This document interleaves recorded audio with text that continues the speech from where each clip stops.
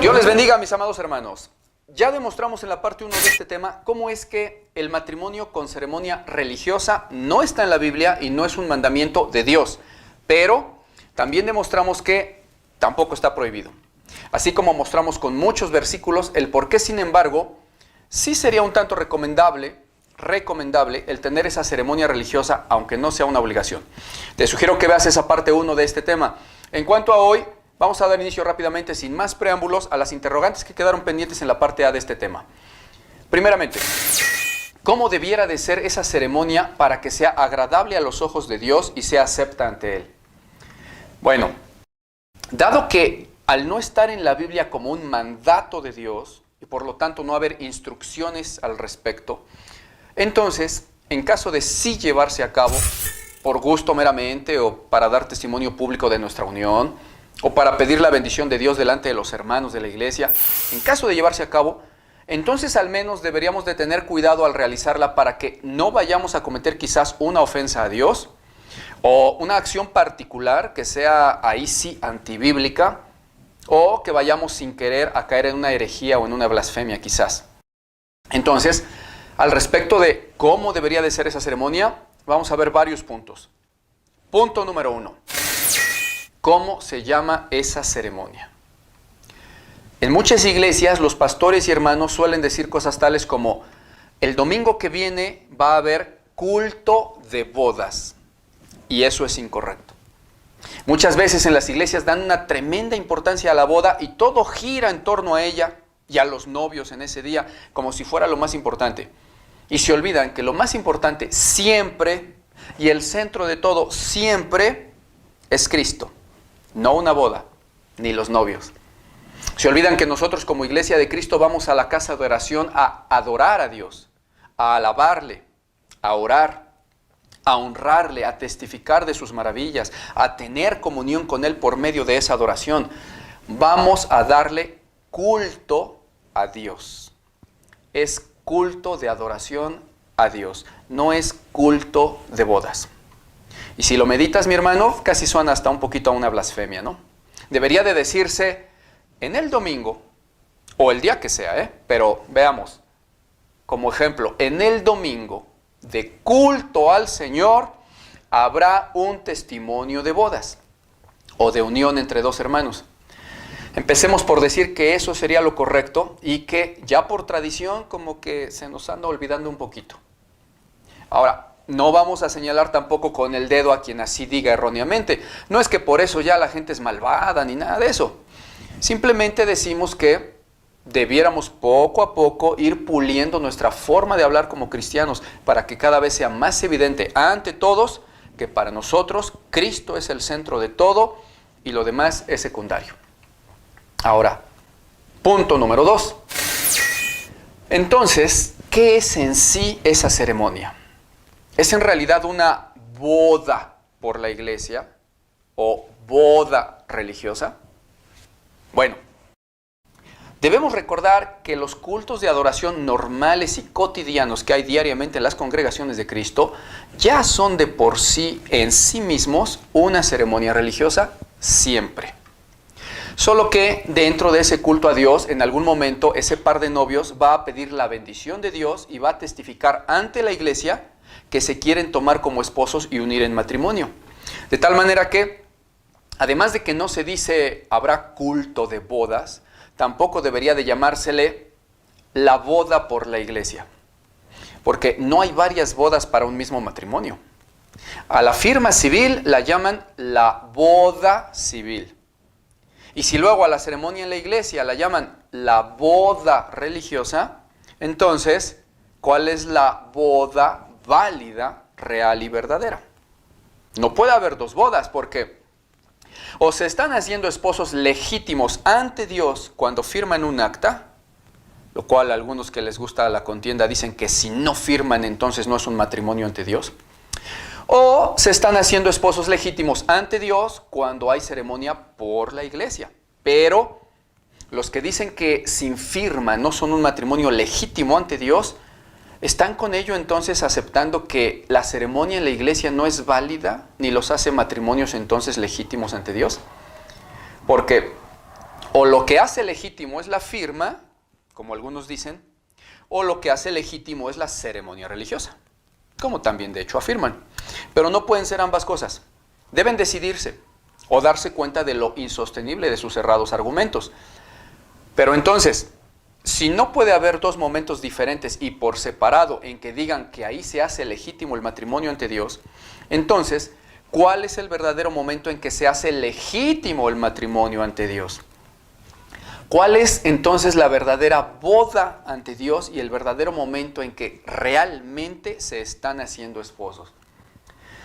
Pues resulta que, tal como ya hemos demostrado en los videos previos de esta serie llamada Todo sobre el matrimonio verdaderamente bíblico, y que lo hemos hecho con incontables versículos y pasajes bíblicos completos y con varios ejemplos nítidos de la palabra de Dios sobre cómo se casaba realmente la gente en la Biblia, sabemos entonces que el verdadero momento en que en la Biblia se menciona que una pareja se hace un verdadero matrimonio legítimo ante Dios es cuando el varón toma sexualmente a la mujer, haciéndose una sola carne con ella, y la hace con ello su esposa ante Dios para toda la vida.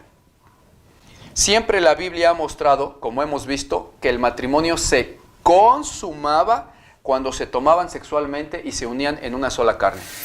Por tanto, dejará el hombre a su padre y a su madre y se unirá a su mujer, y los dos serán una sola carne, y ya no son más dos sino uno. Ese es el verdadero momento en que hace una pareja un matrimonio ante Dios según la Biblia.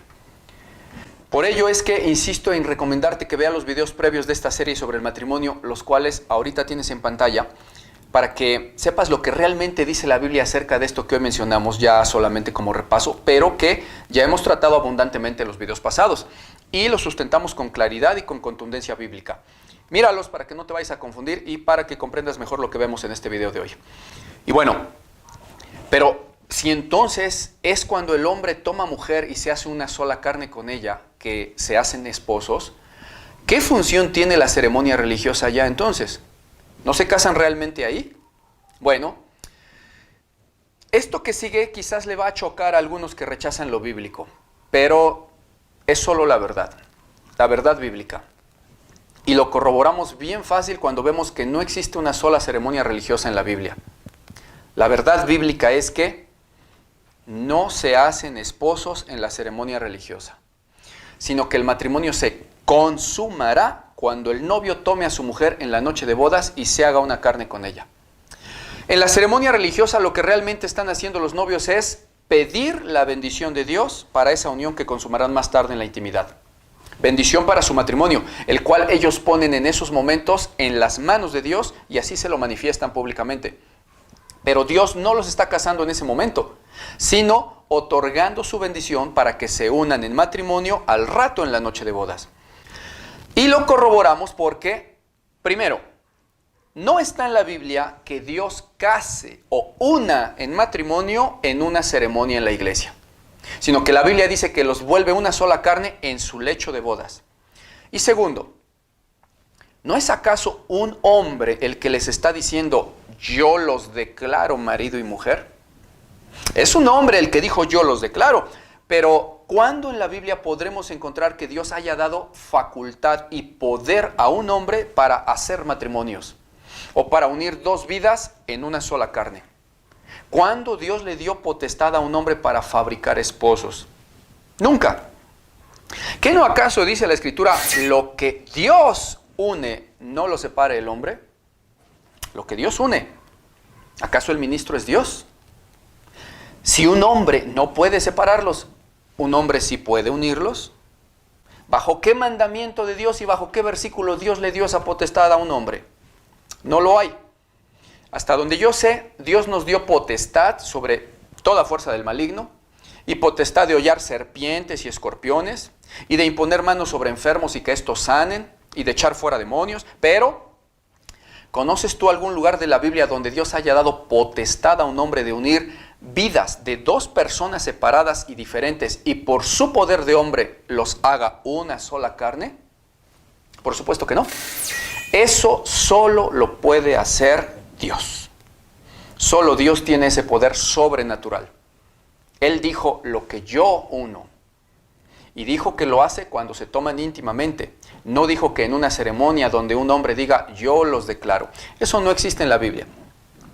Ni un hombre tiene poder espiritual sobrenatural para a dos personas diferentes transformarlas en una sola carne, solo por su palabra de hombre o por decir, yo los declaro. No está en la Biblia eso. Ahora bien, entonces, ¿fue acaso un error que en la ceremonia que tú tuviste el ministro haya dicho eso? O vaya a decir eso en lo futuro, en otras ceremonias, y que por lo tanto es un pecado, o por lo tanto tú no estás casado, o no vale tu matrimonio, o tu ceremonia religiosa que tuviste, o Dios entonces no bendijo tu matrimonio? Bueno, no es así. Mira, sí fue un error que haya dicho eso, pero tú al rato de eso te uniste con tu cónyuge en tu lecho de bodas en una sola carne y consumaste el matrimonio, ¿o no? Y tú pediste la bendición a Dios durante la ceremonia, ¿no es así? Pues entonces, no importan los errores que un hombre cometa al hablar. Lo que importa es lo que diga y haga Dios con nuestra vida. Y Dios te unió en tu noche de bodas como un matrimonio ante Él y te otorgó su bendición a ese matrimonio cuando lo pediste en la ceremonia. Si es que eres hijo de Dios y andas en sus caminos, no te preocupes, no pasa nada. El que casa es Dios, no un hombre. Insisto en que no estamos señalando a ningún ministro pastor que haya dicho así. No, nada que ver. Simplemente meditamos en lo que realmente sería correcto y bíblico. Y meditamos en cuanto a cuál es el verdadero momento en que un matrimonio se vuelve tal. Lo correcto sería que durante la ceremonia, ante la iglesia, la pareja testifique que se van a unir en matrimonio. Que pidan sus oraciones, que pidan la bendición de Dios para esa unión que posteriormente en algunas horas se consumará en el hecho nupcial. Y que entonces el ministro, como un testigo más, dijera algo así como: nosotros, la iglesia, somos testigos que han ofrecido su unión a Dios y que han pedido su bendición. Y reconocemos que a partir de que se unan hoy, Dios los declarará marido y mujer. Y que lo que Dios vaya a unir, que no lo separe el hombre. Algo así. Aunque entiéndase que no es una ley, mucho menos mi ley. Ni que a fuerza deba de ser esto o de hacerse esto. Simplemente que es algo un poco más bíblico. De cualquier manera, Dios es soberano y sabio y hace sus obras a su perfecta manera y en su perfecto momento, y no cuando el hombre diga o como el hombre quiera. Dios, al final de cuentas, de cualquier manera, los hará una sola carne en matrimonio cuando el hombre tome a su mujer y se una a ella en el hecho nupcial. De igual manera, cuando esa pareja quizás previamente o posteriormente a la ceremonia religiosa firma un convenio civil de matrimonio, Dios no los está casando en ese momento, sino que simplemente esa pareja está en ese momento de la firma conformando una figura jurídica ante la sociedad y ante el Estado. Pero esa figura jurídica creada por una firma no los está convirtiendo en una sola carne, porque eso solo lo puede hacer Dios. Para esto, mi hermano, te recomiendo que veas de entre los videos previos de esta serie sobre el matrimonio, el video sobre el tema número 2, que se llama ¿qué es el grande misterio de hacerse una sola carne al tomar mujer? De tal manera que quien guste y quiera tener contrato civil de matrimonio puede tenerlo, lo cual, como hemos demostrado, es recomendable, pero no es obligado. Pero si gustan, pueden tenerlo. Y quien guste tener ceremonia religiosa de testimonio sobre su unión ante la iglesia, puede tenerla. Y quien guste puede tener ambas. Pero en ninguno de los dos actos se están uniendo en una sola carne, como lo muestra la Biblia, sino solo hasta que el matrimonio sea consumado en el hecho nupcial, que básicamente sería la culminación de todos los preparativos y ceremonias, tanto civil como religiosa, así como incluso social. Porque normalmente la consumación del acto físico suele hacerse incluso hasta después del acto social del banquete. Y eso es lo que claramente la Biblia muestra en los ejemplos que ya hemos visto en los temas previos. Después del banquete venía la consumación del matrimonio, cuando había banquete. Porque en otros casos, como el de Isaac, entre otros, ni siquiera hubo banquete, sino que solo fue llevada la prometida o desposada al lecho nupcial y el matrimonio quedaba consumado. Eso es lo realmente bíblico. Pero ya hemos aclarado que tampoco es prohibido o antibíblico el hacer ceremonia religiosa o firmar convenio civil. Quien guste puede hacerlo. Más, lo que sí es antibíblico es obligar a la gente a tener a fuerza esa ceremonia y el decirles que si no lo hacen será un pecado y que serán llamados fornicarios. Eso no lo dice la Biblia. Ahora, además de ser esa ceremonia una reunión de culto al Señor y un acto de testimonio de unión ante la iglesia, y no un culto de bodas, veamos ahora el punto número 3. ¿Qué se debería hacer y ministrar e incluso predicar en esa ceremonia de culto al Señor?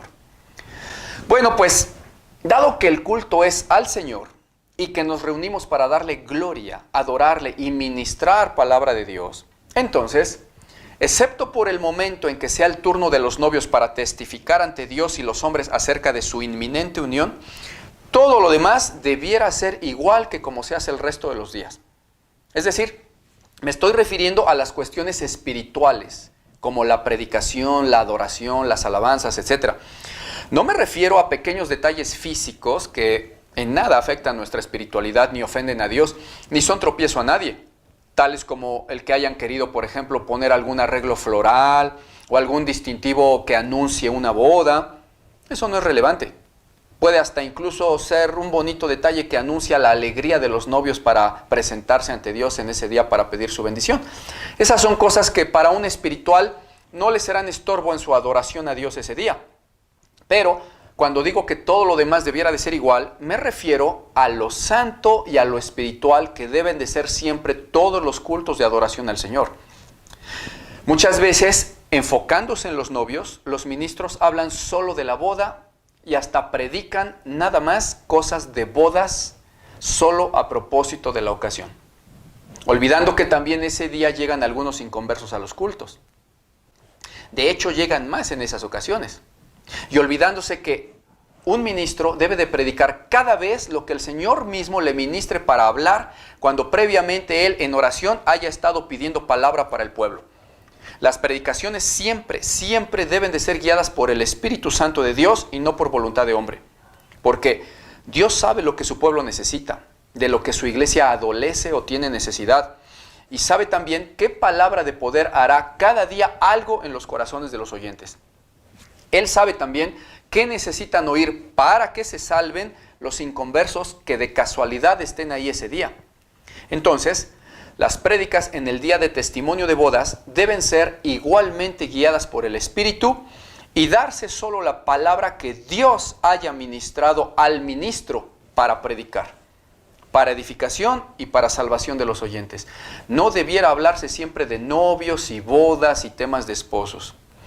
Hay inconversos que ese día podrían haber escuchado el Evangelio y convertidos al Señor Jesús.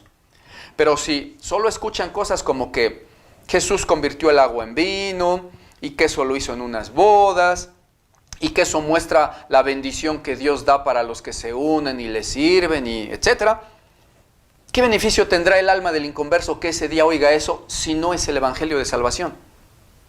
Quizás sea el único día que el tal hubiese puesto un pie en una iglesia cristiana y oído una predicación, y solo porque tenía que acompañar a su familiar en su testimonio de boda, y no lo aprovechan los ministros. Ahora, aclaremos que tampoco está mal hablar de temas de bodas y esposos, siempre que sea Dios quien ministró previamente esas palabras al ministro para predicarlas. No tendría nada de malo en ese caso, pero ya es avalado por Dios. No es que en cada testimonio de bodas se deba hablar de asuntos de esposos y bodas. ¿Qué tal si hubiera un testimonio de bodas cada 8 días? ¿A poco entonces en esa iglesia solo se hablaría siempre de esposos y siempre de bodas? Claro que no. Entonces, los ministros debemos ser más sensatos y pedir, como cada administración cotidiana, palabra de Dios para su pueblo, aún en los testimonios de bodas. Ahora bien, una vez que el culto al Señor se ha desarrollado de manera cotidiana en cuanto a lo espiritual y lo santo, una vez que han pasado los testimonios de los hermanos sobre sanidades, maravillas del Señor, una vez que se ha adorado a Dios, que se le han cantado alabanzas, que se le ha rendido culto, y también una vez que el hermano o hermanos que ministran han predicado la palabra de Dios, entonces, como un acto secundario, aunque ciertamente muy hermoso y emocionante, se puede pasar finalmente al testimonio de bodas de los hermanos novios ante la iglesia. ¿Y qué se puede hacer? ¿Qué se puede decir o qué se puede ministrar ahí durante ese testimonio? Bueno, pues todo lo que sea sano y que sea para edificación del cuerpo de Cristo y de los novios. Somos libres en Cristo siempre que no le ofendamos o desobedezcamos algún mandamiento expreso. Los novios pueden tomar el micrófono, por ejemplo, y anunciar su inminente unión que tendrá en su noche de bodas para hacer una sola carne. Pueden pedir a los hermanos que oren por ellos. Pueden y deberían pedir a Dios que bendiga esa inminente y próxima unión. Se puede orar por ellos. El pastor y los ancianos pueden imponerles las manos para orar y para pedir la bendición de Dios, etcétera, etcétera. No es que haya unas reglas escritas, pero simplemente por el Espíritu sabemos que todo esto que acabamos de mencionar no es malo, ni pecaminoso, ni antibíblico, ni prohibido, sino lícito, bueno, edificante y hermoso como testimonio delante de los hermanos y como una ceremonia delante de Dios. No debemos sobreespiritualizar nada que no sea espiritual, ni tampoco fariseamente satanizar todo lo que para nada sea satánico o malo. ¿Y por qué lo digo? Bueno, porque, mis amados, aquí es la parte donde muchos amados hermanos tienen dudas sobre, punto número 1, si pueden decirse los novios lo que se conoce como sus votos. Y bueno, al respecto, mis hermanos, como espirituales que somos y no religiosos que vean al diablo hasta en la sopa, debemos comprender que no tiene nada de malo que los novios se lean o se digan promesas o pensamientos delante de la iglesia y de Dios. ¿Quién lo impide o lo prohíbe? Dios no. Algunos quizás puedan decir, pero eso lo hacen los del mundo en sus religiones y los católicos y hasta los ateos en sus bodas sociales. ¿Y? No pasa nada. No está prohibido ni es pecado, somos libres en Cristo. No es argumento eso para prohibirnos hacer algo así. Los ateos tienen también fiesta de bodas. Entonces, ¿están prohibiéndome también que el cristiano haga banquete de bodas porque los ateos o en algunas religiones lo hacen? Nada que ver, mis amados hermanos. Son cosas bonitas y simbólicas que podemos hacer porque Dios no nos ha dicho nunca que eso esté prohibido o que sea pecado.